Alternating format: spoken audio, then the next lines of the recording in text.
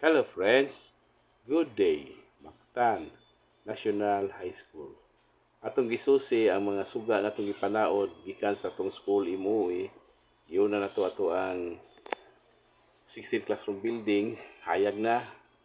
Kini ato ang old senior high building, first to third floor. Nagsiga na yun ang mga lobby, hasta classroom. Hayag kayo. Ang ato pong new building, ato makita nga tanang floor niya gikan first ngadto sa fourth floor ato gyud nabutangan og mga bag-ong suga. Klaro kayo ang hayag.